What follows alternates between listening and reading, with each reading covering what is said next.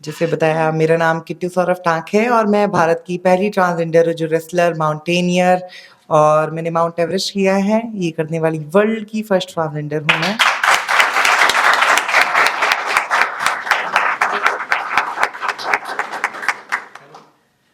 जी, तो मेरा संघर्ष कुछ अजीब था। बहुत ज़्यादा फैमिली में मतलब एक मतलब जन्म होता है, फिर उसके बाद जब मेरी एडोलसेंस एज आ जाती है, बड़ी हो जाती हूँ 14-15 साल की, तब पता लगता है कि मैं ट्रांसजेंडर हूँ। उसके बाद स्ट्रगल भरी ज़िंदगी शुरू होती है, घर से निकल जाती हूँ, स्कूल में एक्सेप्टेंस नहीं मिलती पूरी तरीके से, फिर मेरी गुरु के घर आ जाती हूँ, काजल मंगला मुखी जी के यहाँ। फिर वहाँ से मेरा सफ़र शुरू होता है रेसलिंग से। तो रेसलिंग का शुरू सफ़र हो जाता है कि मैं फिर बनती हूँ इंडियन फर्स्ट ट्रांसजेंडर रेसलर। मैं गोल्ड मेडल लेके आती हूँ चंडीगढ़ की तरफ से।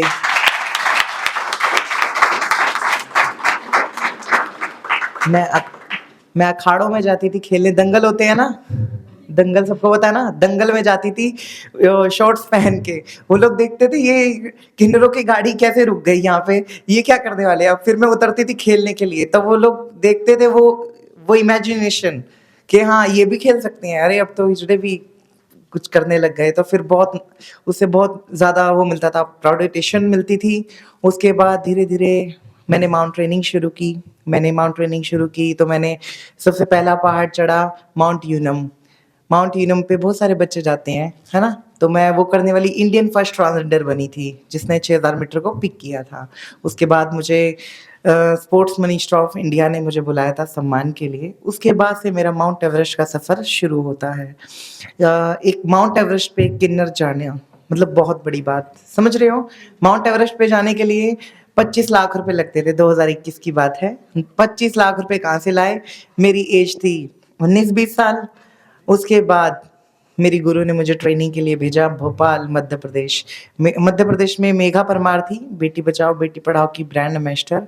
तो उन्होंने मुझे ट्रेनिंग दी, फिर मैंने माउंट एवरेस्ट को फतेह किया। बहुत ज़्यादा टफ था, लेकिन उसके बाद एक किन्नर की लाइफ बदली। जैसे मैं अगर कोई और डेरा में होती या कुछ और होती तो मेरी लाइफ सिर्फ मांगने खाने तक ही सीमित रहती। अगर मेरे अंदर जो जज्बा था वो कैसे आया, मेरी गुरु से, मेरी माँ से, मेरे पिता से, मेरे भाई से, राइट। तो तब मैं आज आप सभी के सामने खड़ी हो पाई। तो इसलिए कहेंगे नारी सब पे भारी। ओके, मेरी गुरु भी एक नारी है और मेरी माँ भी एक नारी है ना। तो कहते हैं ना गुरु ही ब्रह्मा गुरु ही विष्णु गुरु ही महेश्वरा, कहते हैं ना। तो मेरी गुरु ने मुझे बहुत ज्ञान दिया, मेरे माता पिता ने मुझे साहस दिया और मुझे एक काबिल इंसान बनाया। सबसे पहले क्या होता है, एक इंसानियत, बाद में जेंडर बनता है, मेल फीमेल ट्रांसजेंडर वो बाद में बनते हैं। सबसे पहले भगवान ने इंसानियत दी थी। इंसानियत कहती है कि सब चीज़ों को एक्सेप्ट करो, ट्रांसजेंडर को भी एक्सेप्ट करो, मेल को भी एक्सेप्ट करो, फीमेल को भी एक्सेप्ट करो, है ना। प्रॉपर अगर आप एक्सेप्टेंस दोगे तो वो इंसान बहुत आगे जाएगा।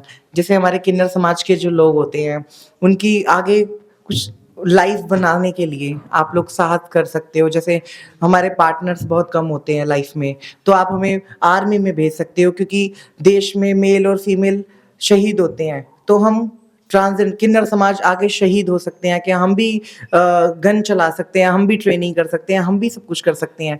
जब मेरी ट्रेनिंग टाइम पे होती थी, मैं इंडियन आर्मी के साथ ट्रेनिंग करती थी, बीएसएफ के साथ।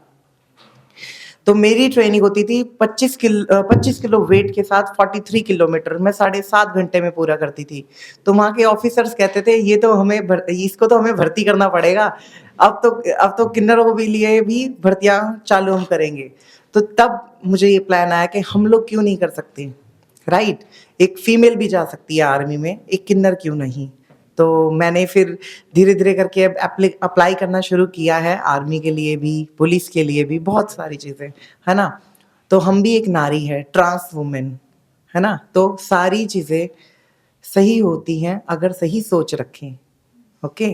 तो कभी भी आपको कोई भी महिला परेशान दिखती है, उसके बारे में आप लोग जानिए, उसे समझाइए।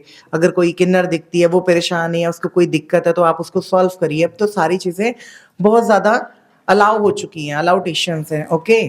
तो मैं यही कहना चाहूँगी बस, अगर आप लोगों को लगता है कोई परेशान हो, कोई दिक्कत हो, तो इमीडिएटली पुलिस को कॉल कीजिए या उसको अपनी कस्टडी में रखिए। थैंक यू, धन्यवाद।